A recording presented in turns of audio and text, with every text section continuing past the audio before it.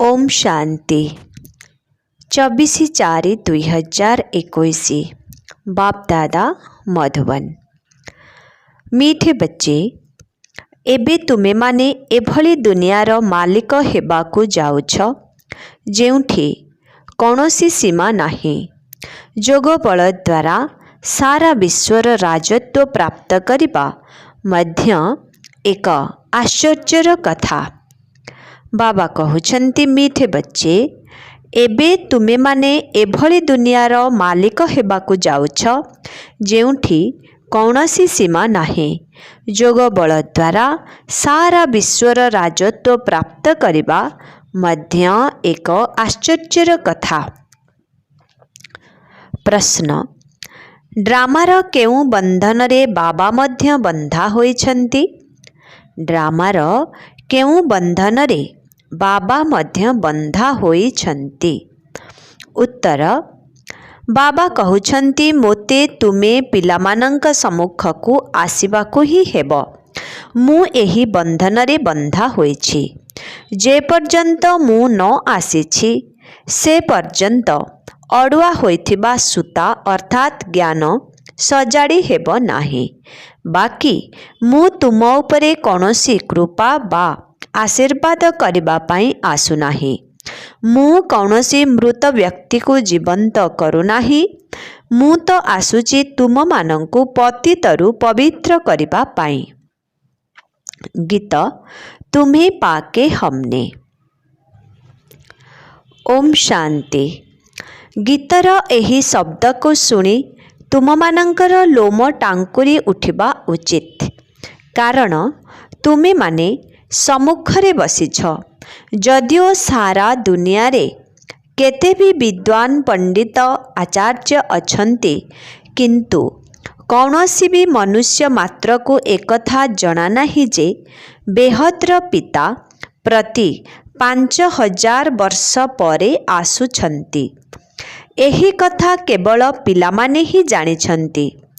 पिलामाने मध्य कहउछन्ति जे मु जिए एवं जेमिति भी हुए।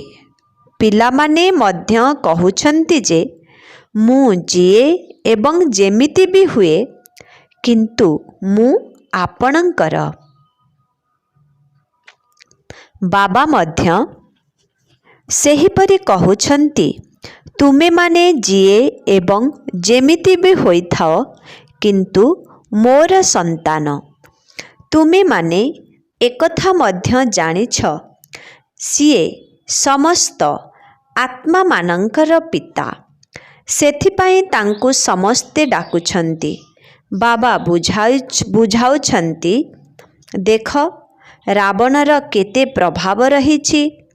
जणे भी केही बुझी पारु नाहांती जे जहांकु आमे परम पिता परमात्मा कहुछे, किंतु पिता कहिबा द्वारा सेते खुशी काहेकि मिलु नाही। एक कथा मध्य समस्ते भूली जाइछन्ति जे सेही बाबा ही आमको वर्षा देउछन्ति। बाबा निजे एठाको आसी बुझाउछन्ति। एकथा केते सहज, किंतु केही भी बुझी पारु नाहांती। बाबा बुझाउछन्ति, ये तो सेही जहांको सारा दुनिया डाकुछि, हे खुदा, हे राम। एही भली डाकी डाकी प्राण मध्य त्याग करि देउछन्ति। सेही पिता एबे तुम मानंकु पाठ पढ़ाउछन्ति। तुम मानंकर बुद्धि एबे सेठाको चाली गलानी। बाबा मध्य आसिछन्ति कल्प पूर्व भली। कल्प कल्प बाबा आसी पतितरु पावन करी दुर्गतिरु सद्गति को नहीं जाउछन्ति। सेथिपाई गायन करुछन्ति, समस्तंकु पतितरु पावन करुथिबा बाबा। एबे तुमे पिलामाने तांक सम्मुखरे बसिछ। तुमे हेल अति प्रिय मिठा संतान। एही सबु कथा केवल भारतवासी मानंकर। बाबा मध्य भारत रे ही जन्म नहीं थांती।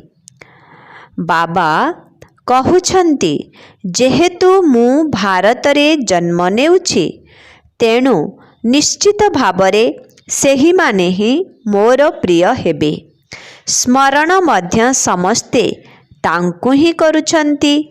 ଯେଉଁମାନେ ଯେଉଁ ଧର୍ମର ସେମାନେ ସେହି ଧର୍ମର ଧର୍ମସ୍ଥାପକଙ୍କୁ ମନେ ପକାଉଛନ୍ତି। କେବଳ ଭାରତବାସୀମାନେ ଜାଣିନାହାନ୍ତି ଯେ ଆମେ ଆଦି ସନାତନ ଦେବୀଦେବତା ଧର୍ମର ଥିଲୁ। ବାବା ବୁଝାଉଛନ୍ତି ଭାରତ ହିଁ ପ୍ରାଚୀନ ଦେଶ। ତେବେ ସେମାନେ କହୁଛନ୍ତି କିଏ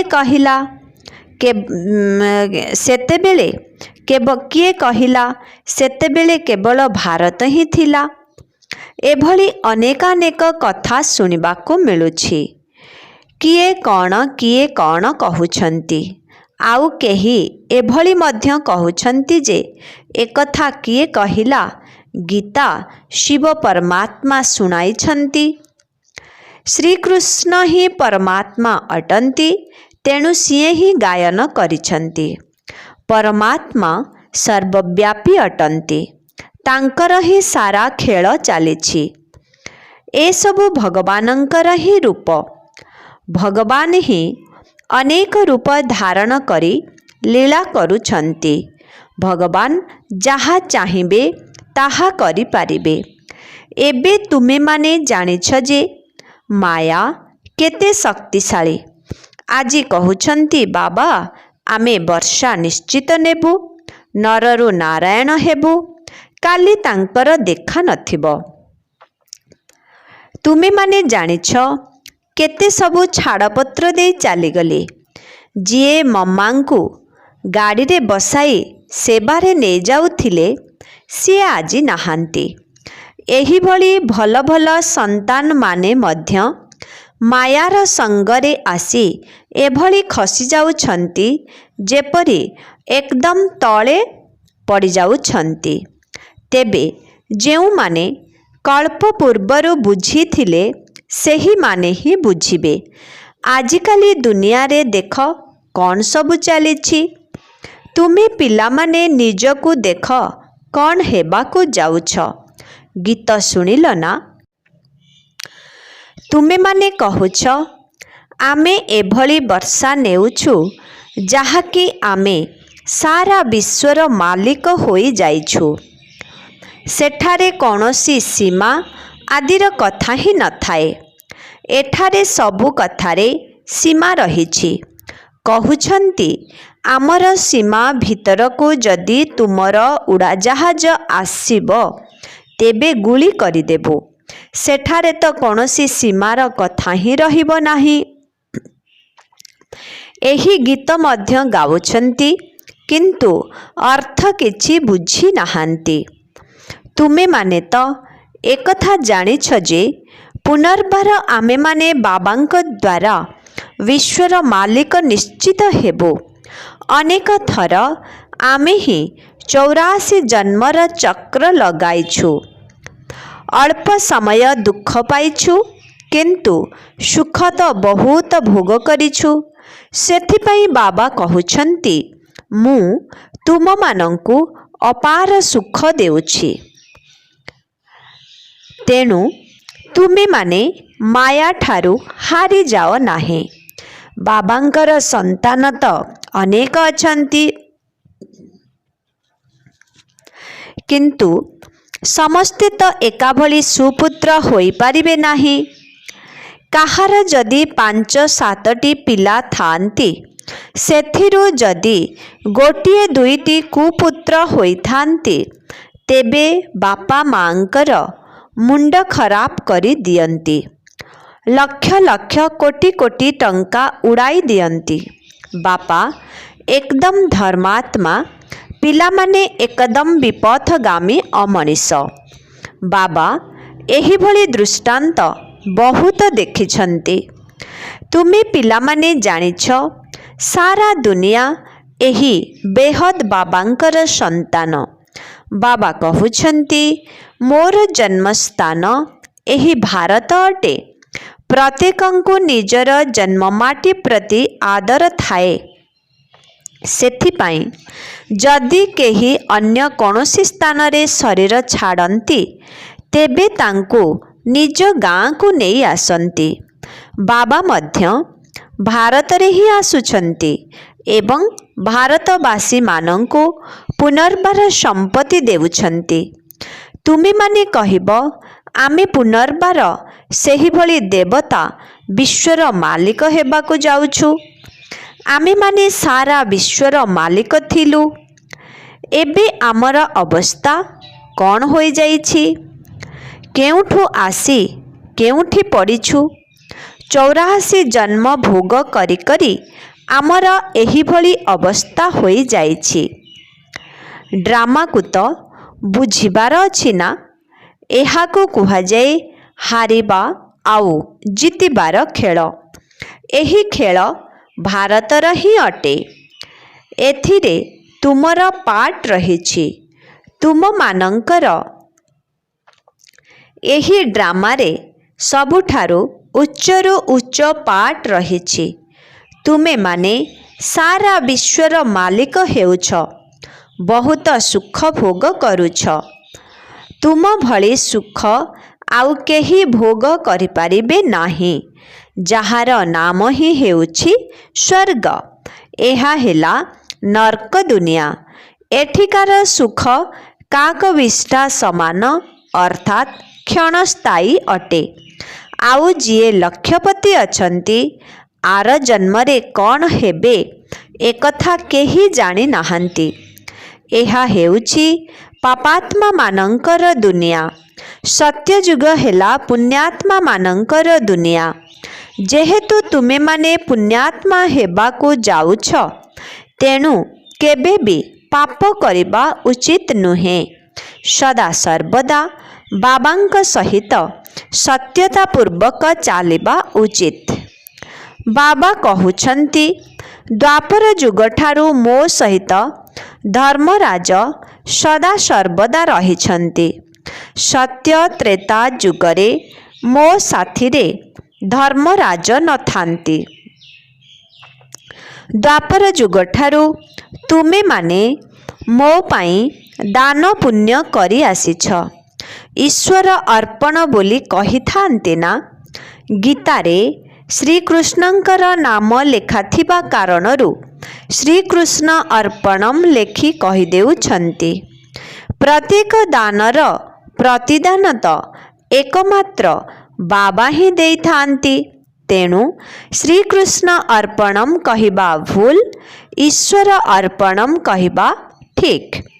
ଶ୍ରୀ ଗଣେଶ ଅର୍ପଣମ୍ କହିବା ଦ୍ୱାରା ତ କିଛି ବି ମିଳିବ ନାହିଁ।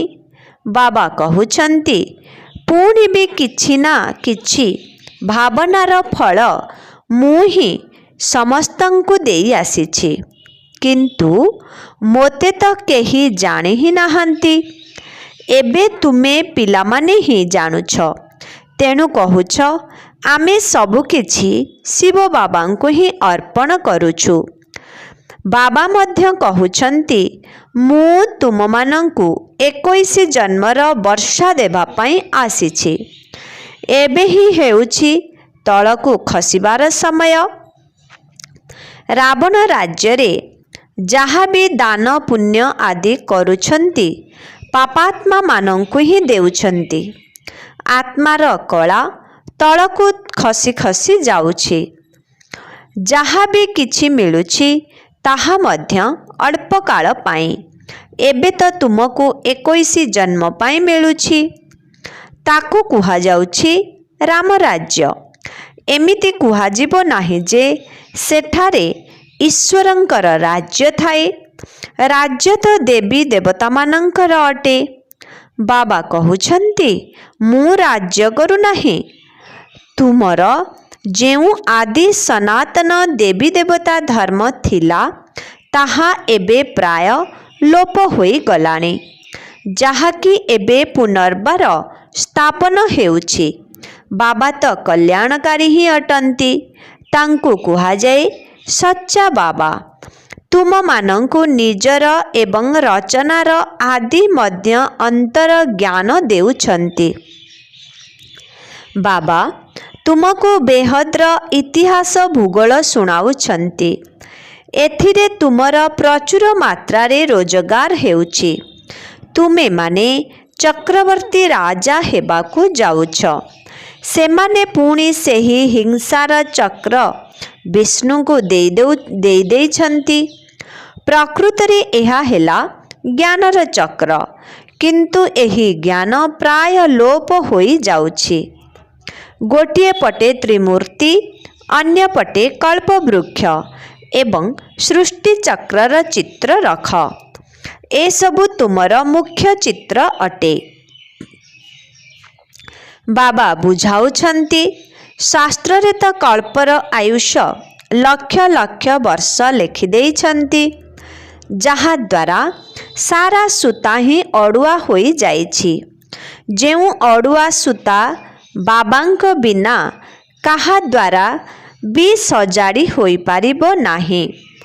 ବାବା ନିଜେ ତୁମମାନଙ୍କ ସମ୍ମୁଖକୁ ଆସିଛନ୍ତି। କହୁଛନ୍ତି, ମୋତେ ଡ୍ରାମା ଅନୁସାରେ ଆସିବାକୁ ହିଁ ପଡ଼ୁଛି। ମୁଁ ଏହି ଡ୍ରାମାରେ ବନ୍ଧା ହୋଇଛି। ମୁଁ ଆଦୌ ଆସିବି ନାହିଁ। ଏପରି ହୋଇପାରିବ ନାହିଁ। ଏମିତି ନୁହେଁ ଯେ ମୁଁ ଆସି ମୃତ ବ୍ୟକ୍ତିକୁ ଜୀବନ୍ତ କରିଦେବି ବା କାହାକୁ ରୋଗରୁ ମୁକ୍ତ କରିଦେବି। ଏମିତି ବହୁତ ପିଲା ଅଛନ୍ତି ଯେଉଁମାନେ କହୁଛନ୍ତି, ବାବା ମୋ ଉପରେ କୃପା କର, କିନ୍ତୁ ଏଠାରେ କୃପା ଆଦିର କୌଣସି କଥା ହିଁ ନାହିଁ। ତୁମେମାନେ ମୋତେ ଏଥିପାଇଁ ଡାକୁନଥିଲ ଯେ ଆମକୁ ଆଶୀର୍ବାଦ କର, ଯେମିତି ଆମର କୌଣସି କ୍ଷତି ହୋଇନଯାଉ। କିନ୍ତୁ ତୁମେମାନେ ତ କହୁଛ, ହେ ପତିତପାବନ ଆସ, ଦୁଃଖହର୍ତ୍ତା ସୁଖକର୍ତ୍ତା ଆସ। ଶରୀରର ଦୁଃଖହର୍ତ୍ତା ତ ଡାକ୍ତରମାନେ ମଧ୍ୟ ଅଟନ୍ତି। ମୁଁ କ'ଣ ସେଥିପାଇଁ ଆସୁଛି କି? ତୁମେ କହୁଛ, ନୂଆ ଦୁନିଆ ସ୍ୱର୍ଗର ମାଲିକ କର ବା ଶାନ୍ତି ଦିଅ। ଏପରି କେହି କୁହନ୍ତି ନାହିଁ ଯେ ଆମକୁ ରୋଗରୁ ମୁକ୍ତ କର। ତେବେ ସଦାକାଳ ପାଇଁ ଶାନ୍ତି ବା ମୁକ୍ତି ତ ମିଳିପାରିବ ନାହିଁ, କାରଣ ପାଠ ତ ତୁମମାନଙ୍କୁ କରିବାକୁ ହିଁ ପଡ଼ିବ। ଯେଉଁମାନେ ପରେ ଆସିଥାନ୍ତି ସେମାନଙ୍କୁ କେତେ ଶାନ୍ତି ମିଳିଥାଏ। ଏବେ ପର୍ଯ୍ୟନ୍ତ ଆତ୍ମାମାନେ ମଧ୍ୟ ଆସିବାକୁ ଲାଗିଛନ୍ତି। ଏତେ ସମୟ ହେବ ସେମାନେ ଶାନ୍ତିଧାମରେ ତ ରହିଲେ ନା। ଡ୍ରାମା ଅନୁସାରେ ଯେଉଁମାନଙ୍କର ପାଠ ଅଛି ସେହିମାନେ ହିଁ ଆସିବେ। କାହାର ପାଠ ବଦଳି ପାରିବ ନାହିଁ। ବାବା ବୁଝାଉଛନ୍ତି, ଶାନ୍ତିଧାମରେ ତ ବହୁତ ଆତ୍ମା ରହୁଛନ୍ତି, ଯେଉଁମାନେ ଶେଷ ସମୟରେ ଆସୁଛନ୍ତି। ଏହିଭଳି ଡ୍ରାମା ତିଆରି ହୋଇଛି। ଯେଉଁମାନଙ୍କର ଶେଷ ସମୟର ପାଠ ଅଛି ସେମାନେ ଶେଷରେ ହିଁ ଆସିବେ। ଏହିଭଳି ବୃକ୍ଷ ତିଆରି ହୋଇଛି। ଏହି ଚିତ୍ର ଆଦି ଯାହା କିଛି ତିଆରି ହୋଇଛି ସେହି ଚିତ୍ର ସମ୍ବନ୍ଧରେ ତୁମକୁ ବୁଝାଇବାକୁ ହେବ। ଆହୁରି ମଧ୍ୟ ଚିତ୍ର ତିଆରି ହେବ। କଳ୍ପପୂର୍ବ ଭଳି ହିଁ ତିଆରି ହେବ। 84 ଜନ୍ମର ବିସ୍ତାରର କଥା କଳ୍ପବୃକ୍ଷ ଚିତ୍ରରେ ମଧ୍ୟ ଅଛି, ଡ୍ରାମା ଚକ୍ରରେ ମଧ୍ୟ ଅଛି। ଏବେ ପୁଣି ସିଡ଼ି ଚିତ୍ର ବାହାରିଛି। ମନୁଷ୍ୟ ତ କିଛି ବି ଜାଣିନାହାନ୍ତି, ବିଲକୁଲ ଯେପରି ବୁଦ୍ଧୁ ଅଟନ୍ତି। ଏବେ ତୁମମାନଙ୍କ ବୁଦ୍ଧିରେ ଅଛି ଯେ ପରମ ପିତା ପରମାତ୍ମା, ଯିଏକି ଜ୍ଞାନର ସାଗର, ଶାନ୍ତିର ସାଗର ଅଟନ୍ତି, ସିଏ ଆମକୁ ଏହି ଶରୀର ଦ୍ୱାରା ପାଠ ପଢ଼ାଉଛନ୍ତି। ବାବା କହୁଛନ୍ତି, ମୁଁ ତାଙ୍କ ଶରୀରରେ ଆସୁଛି, ଯିଏକି ପ୍ରଥମେ ବିଶ୍ୱର ମାଲିକ ଥିଲା। ତୁମେ ମଧ୍ୟ ଜାଣୁଛ ଯେ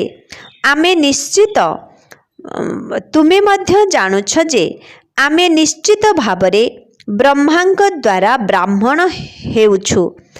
ଗୀତାରେ ତ ଏହିସବୁ କଥା ନାହିଁ। ବାବା କହୁଛନ୍ତି, ଇଏ ନିଜେ ହିଁ ନାରାୟଣଙ୍କର ପୂଜାରୀ ଥିଲେ। ଟ୍ରେନରେ ଯାତ୍ରା କରିବା ସମୟରେ ମଧ୍ୟ ଗୀତା ପଢ଼ୁଥିଲେ। ଯେପରି ମନୁଷ୍ୟ ଭାବିବେ ଯେ ଇଏ ତ ବହୁତ ବଡ଼ ଧର୍ମାତ୍ମା ଅଟନ୍ତି। ଏବେ ଏହିସବୁ କଥାକୁ ଧୀରେ ଧୀରେ ଭୁଲିବାକୁ ପଡ଼ୁଛି। ତଥାପି ତ ଇଏ ଗୀତା ଆଦି ପଢ଼ିଛନ୍ତି ନା? ବାବା କହୁଛନ୍ତି, ମୁଁ ଏହିସବୁ କଥା ଜାଣିଛି। ଏବେ ତୁମେମାନେ ବିଚାର କର ଯେ ଆମେ କାହା ସମ୍ମୁଖରେ ବସିଛୁ?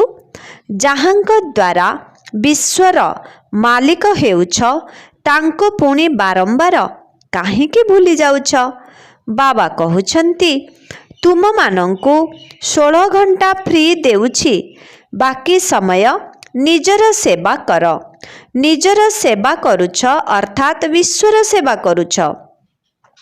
ଏତେ ପୁରୁଷାର୍ଥ କର ଯାହାକି କର୍ମଧନ୍ଦା କରି ମଧ୍ୟ ଅତି କମରେ 8 ଘଣ୍ଟା ବାବାଙ୍କୁ ସ୍ମରଣ କରିପାରିବ। ତେବେ ସାରା ଦିନ ଭିତରେ କ'ଣ 8 ଘଣ୍ଟା ବାବାଙ୍କୁ ମନେ ପକାଇ ପାରିବ ନାହିଁ? ସେହି ଅବସ୍ଥା ଯେତେବେଳେ ହେବ, ସେତେବେଳେ ଜଣାପଡ଼ିବ ଯେ ଇଏ ବହୁତ ସେବା କରୁଛନ୍ତି। ଏବେ ଏଭଳି ଭାବ ନାହିଁ ଯେ ମୁଁ ବହୁତ ସେବା କରୁଛି, ଭାଷଣ ବହୁତ ଫାଷ୍ଟ କ୍ଲାସ୍ କରୁଛନ୍ତି, କିନ୍ତୁ ଯୋଗ ବିଲକୁଲ ନାହିଁ। କିନ୍ତୁ ମୁଖ୍ୟ କଥା ହେଲା ଯୋଗଯାତ୍ରା। ବାବା କହୁଛନ୍ତି, ତୁମମାନଙ୍କର ମୁଣ୍ଡ ଉପରେ ବିକର୍ମର ବୋଝ ବହୁତ ଅଛି। ସେଥିପାଇଁ ସକାଳୁ ଉଠି ବାବାଙ୍କୁ ମନେ ପକାଅ। 2ଟାରୁ 5ଟା ପର୍ଯ୍ୟନ୍ତ ଫାଷ୍ଟ କ୍ଲାସ୍ ବାୟୁମଣ୍ଡଳ ରହିଥାଏ। ଆତ୍ମା ରାତିରେ ଆତ୍ମା ଅଭିମାନୀ ହୋଇଯାଇଥାଏ, ଯାହାକୁ ନିଦ୍ରା କୁହାଯାଏ। ସେଥିପାଇଁ ବାବା କହୁଛନ୍ତି, ଯେତେ ହୋଇପାରିବ ବାବାଙ୍କୁ ମନେ ପକାଅ। ଏବେ ବାବା କହୁଛନ୍ତି, ମନ୍ମନା ଭବ। ଏହା ହେଉଛି ଉପରକୁ ଉଠିବାର କଳାର ମନ୍ତ୍ର। ଆଚ୍ଛା, ମିଠେ ମିଠେ ଶିଖିଲଧି ସନ୍ତାନମାନଙ୍କ ପ୍ରତି ମାତା ପିତା ବାପଦାଦାଙ୍କର ମଧୁର ସ୍ନେହ ଭରା ସ୍ମୃତି ଏବଂ ସୁପ୍ରଭାତ। ଆତ୍ମିକ ପିତାଙ୍କର ଆତ୍ମିକ ସନ୍ତାନମାନଙ୍କୁ ନମସ୍ତେ। ଆତ୍ମିକ ସନ୍ତାନମାନଙ୍କର ଆତ୍ମିକ ପିତାଙ୍କୁ ଓମ୍ ଶାନ୍ତି ନମସ୍ତେ। ଧାରଣା ପାଇଁ ମୁଖ୍ୟ ସାର 1 ନମ୍ବର, ବାବାଙ୍କ ସହିତ ସିଧା ଏବଂ ସଚ୍ଚା ହୋଇ ଚାଲିବାର ଅଛି। ଆମେ କଲ୍ୟାଣକାରୀ ବାବାଙ୍କର ସନ୍ତାନ, ସେଥିପାଇଁ ସମସ୍ତଙ୍କର କଲ୍ୟାଣ କରିବାର ଅଛି, ସୁପୁତ୍ର ହେବାର ଅଛି। 2 ନମ୍ବର, କର୍ମଧନ୍ଦା କରି ମଧ୍ୟ ଅତି କମରେ 8 ଘଣ୍ଟା ଯୋଗଯୁକ୍ତ ସ୍ଥିତିରେ ନିଶ୍ଚିତ ରହିବାକୁ ହେବ। ଯୋଗ ହିଁ ହେଉଛି ମୁଖ୍ୟ କଥା। ଏହାଦ୍ୱାରା ହିଁ ବିକର୍ମର ବୋଝକୁ ସମାପ୍ତ କରିବାକୁ ହେବ। ବରଦାନ, ପୁରୁଷାର୍ଥ ଶବ୍ଦକୁ ଯଥାର୍ଥ ରୀତିରେ ବ୍ୟବହାର କରି ସର୍ବଦା ଆଗକୁ ବଢ଼ି ଚାଲିଥିବା ଶ୍ରେଷ୍ଠ ପୁରୁଷାର୍ଥୀ ହୁଅ। କେବେ କେବେ ପୁରୁଷାର୍ଥ ଶବ୍ଦ ମଧ୍ୟ ପରାଜିତ ହେବାରେ ବା ଅସଫଳତାକୁ ପ୍ରାପ୍ତ କରିବାରେ ବହୁତ ଭଲ ଢାଲ ହୋଇଥାଏ। କାରଣ ଯେତେବେଳେ କୌଣସି ବି ଭୁଲ ହୋଇଯାଉଛି, ସେତେବେଳେ କହିଦେଉଛ, ମୁଁ ତ ଏବେ ପୁରୁଷାର୍ଥୀ ଅଟେ। କିନ୍ତୁ ଯଥାର୍ଥ ପୁରୁଷାର୍ଥୀ କେବେ ପରାଜିତ ହୋଇପାରିବ ନାହିଁ। କାରଣ ପୁରୁଷାର୍ଥୀ ଶବ୍ଦର ଯଥାର୍ଥ ଅର୍ଥ ହେଲା ନିଜକୁ ପୁରୁଷ ଅର୍ଥାତ୍ ଆତ୍ମା ମନେକରି ଚାଲିବା। ଏହିଭଳି ଆତ୍ମିକ ସ୍ଥିତିରେ ସ୍ଥିତ ରହୁଥିବା ପୁରୁଷାର୍ଥୀ ସର୍ବଦା ଲକ୍ଷ୍ୟସ୍ଥଳକୁ ସମ୍ମୁଖରେ ରଖି ଚାଲୁଥାନ୍ତି। ସେମାନେ କେବେ ବି ଅଟକି ଯାଆନ୍ତି ନାହିଁ କିମ୍ବା ସାହସକୁ ଛାଡ଼ନ୍ତି ନାହିଁ। ସ୍ଲୋଗାନ, ସର୍ବଦା ମାଷ୍ଟର ସର୍ବଶକ୍ତିମାନ ସ୍ଥିତିରେ ରୁହ, କାରଣ ଏହି ସ୍ମୃତି ହିଁ ମାଲିକ ପଣିଆର ସ୍ମୃତିକୁ ଜାଗ୍ରତ କରିଥାଏ। ଓମ୍ ଶାନ୍ତି।